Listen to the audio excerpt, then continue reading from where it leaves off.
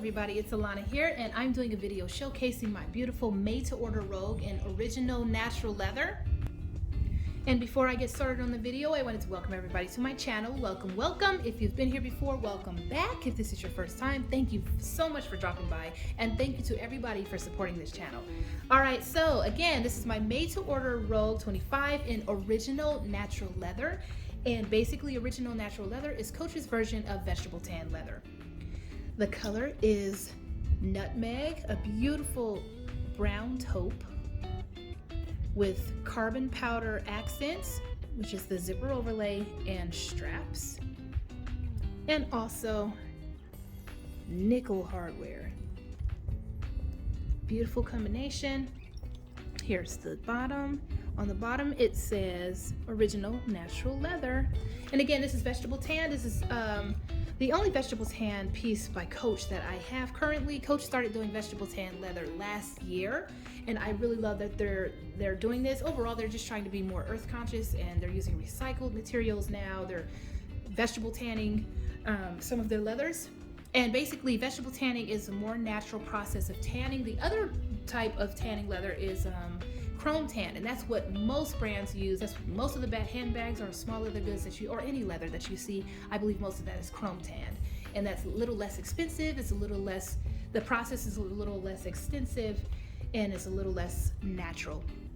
I love vegetable tan leathers. I collected Dooney & Bourke Florentine leather pieces a lot for a number of years. I had a lot for a number of years, and that is vegetable tan also, so I'm pretty familiar with vegetable tan leather. And I love leather that has been vegetable tan, even though it is more high maintenance than chrome tan leathers. Basically, vegetable tan or more natural leathers can be stained when you take them out or get them wet in any way. When you take them out in the rain, I was going to say, or get them wet in any way, splash them, spill soda, coffee, whatever, it will stain. And it's really hard to get the stain out, if at all. If it's even possible, it's very hard. However, another cool thing about vegetable tan leather is that it patinas over time. So it darkens, it develops a shine, and so if you stain it, the leather itself will darken over time with use, and those spots or stains will kind of blend in a little bit better. However, again, vegetable tan leather is high maintenance, and I don't have a lot on purpose. Here's the interior of the bag, Napa leather. It's gorgeous. Here is what the little card here says. This is the note warning us that this bag might have natural variations, which, because it's more natural, it's a more natural way of tanning the leather. We will see more marks and scars from the actual hide. And of course, it's sensitive to water, light, and heat. That just means that it will patina and stain, which is really cool for some of us. Some people don't like vegetable tan leather because it can do all the above. It stains, it will patina, and some people don't like their leather to change colors, but that's what happens with more natural leathers that patina. Anyway, so I love this bag. So the color nutshell is stunning. I really like it. I love anything in the taupe shades. I really love it. It's a great neutral. Carbon powder is also beautiful. I'm thinking of doing a made-to-order rogue in carbon powder. I don't know, Coach might do it themselves. They did bright carmine and turmeric root, so they might do carbon powder. So I'm gonna wait a long time before I create another made-to-order rogue to see if Coach does it themselves and sells it for $200 cheaper than if I made it myself. But here's carbon powder. I have my olive rogue here. Carbon powder online looks nothing like this, and in the store it also is more gray in my opinion, but this is basically carbon powder compared to olive. It's not that far off. Carbon powder is basically an olive gray, and here's my olive. I also made this. This is a size 31, and here's gray. Gray is nowhere close to they're not that close, but I just wanted to show you carbon powder and gray together, just to give you an idea of what the color looks like. But yes, carbon powder is not that far off of olive. It's really close. So I don't know if I'm gonna make a carbon powder rogue after all, because I already have two made to order olive rogues. So who knows? But I love the vegetable tan leather itself. I love how it feels. I love how the leather, how the dye looks on the bag. I love seeing the striations in the leather. You can really see it on the back here. Love how the dye takes on vegetable tan leather.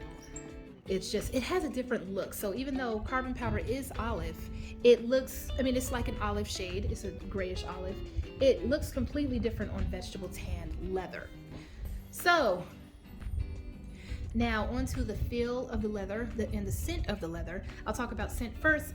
To my Dooney & Bourke, to my fellow Dooney & Bourke lovers, the Florentine leather is still the most powerful vegetable tan leather that I've ever smelled. And this doesn't touch it, but this does have a great scent, and it's a little more pleasant than Coach's chrome tan leathers. So anything else, refined calf, pebbled glove tan, regular pebbled, all of that, it doesn't really have a strong scent. This is a little stronger. The only other leather that had a stronger scent than this was the original Responsible leather that they came out with last year, and I still don't know if that's vegetable tan or not. It might be, but the scent was very strong. Some people didn't like it, but it reminded me of Florentine. At least the strength of it kind of reminded me of Florentine. This is not quite as strong as that, but this does have a very pleasant scent. Not quite as strong as Dooney & Bourke Florentine leather, but but here's where I talk about texture. It does kind of feel like Florentine leather. It's a great feel. It's very smooth. It's very soft, straight out the box or straight out the factory, whatever you want to call it. It's pretty soft. It's a lot softer than the regular genuine glove tan leather. The original glove tan leather is it's about this soft. It's comparable to this leather here, but this leather it's softer than the genuine glove tan. So straight out the box, like I said, this is softer. Of my smooth leather made to order robes, this is by far the softest. Let me show you my Dooney & Bourke vegetable tan mini satchel here. It has a very similar, this is older, so it's a little softer. The leather is, I can't explain it. It holds its structure, so it's not soft like many very soft like lambskin or very soft pebbled leathers or Napa. It's a different kind of softness. It feels thicker, and it feels like it has more, like if I took everything out of the bag would still hold its shape. Same with that one. So it can definitely, it's not too soft to be able to hold its shape, but it is soft. And again, here's my Dooney & Bourke Florentine vegetable tan leather and bag, and here's Coach's vegetable tan leather together. They're pretty similar in feel, and the scent was similar to Florentine's, but not exact. Anyway, so this leather is beautiful. By the way, vegetable tan leather ranges from very pebbled to very smooth. This feels smoother than the Dooney & Bourke vegetable tan leather. Like the finish is smoother, but I think that might be just Coach's finish that they use. I think I read somewhere recently that they use wax, like a wax finish. That could be why this feels smoother. But it's very smooth. Even though I see wrinkles, a little wrinkling here, I don't feel the wrinkling, if that makes sense. A tiny bit. I can feel it a tiny bit. But it's a very smooth finish. Very beautiful bag. And what else do I want to talk about? So, feel of the bag, the scent, the color, the texture, all of that. Oh, one thing I noticed about this and the original Responsible leather robes that they came out with Buttercup Green and Rouge. These bags, these really special robes that they are starting to make, a lot of people might disagree with this, but over the years, the robe has kind of lost its integrity. The structure has kind of lost its integrity.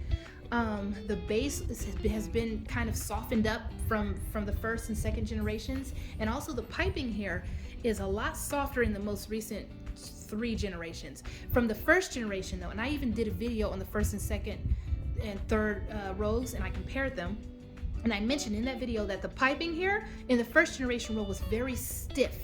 And the piping in the second and third generation robes, especially the third, is a lot softer, and it's malleable, and you can like bend it This feels almost like it has a wire in it. This and the original Responsible leather rogues have very stiff piping here. I don't know if this is piping, if this is what it's called, but it's very stiff here, which means that Coach is putting what I consider more quality and time and energy into their rogues, their special rogues. And also the base. This base is very firm. My pebbled 3rd generation rogues and some late 2nd generation rogues had almost a soft base. It was kind of ridiculous in my opinion, comparing it to the earliest rogues. It looks like Coach brought back that nice, at least with their vegetable tan rogues, they brought back a nice solid base, which I feel so much more secure carrying. I love it. I love that the integrity of the bag, the integrity of the structure is back. Like, I mean, it's better. This is better. This feels like a more substantial bag because the base and the sides are completely stronger and stiffer and thicker. Anyway, those are my thoughts on the on this particular rogue, their original natural leather rogues. Gorgeous bag. I really love it. I really love it. Very happy with it. And Coach is doing great with their special Earth Conscious products. By the way, here's the long strap. This is also carbon powder. I don't use this at all. I forgot about it over there. I don't even use this thing. I could use it on other bags, but I never use the long strap on the rogues because the rogues are way too bulky for me to carry as long shoulder or crossbody. But it is beautiful. It's a beautiful color, beautiful excellent quality strap, and yeah, I like everything about the bag. All right, y'all, if you have any questions, let me know and I will try to answer them in the comments below. And let me know if you have considered purchasing one of these made-to-order rogues, or if you've already made one and what you think. This special one, not just any made-to-order rogues, but just we can talk about regular made-to-order rogues also, but I'm specifically wondering about the original natural leather. Or if you have any other item in original natural leather, let me know what you think about it, or let me know how it has held up for you. I haven't used this yet, and I'm curious to see how it wears. So I haven't worn mine because I want to spray it. If it takes, I hope it doesn't leave marks on this bag, but I want to spray it with stain repellent first and then take it out and use it. Anyway, all right, y'all, I hope you enjoyed this. Take care of yourselves. Bye.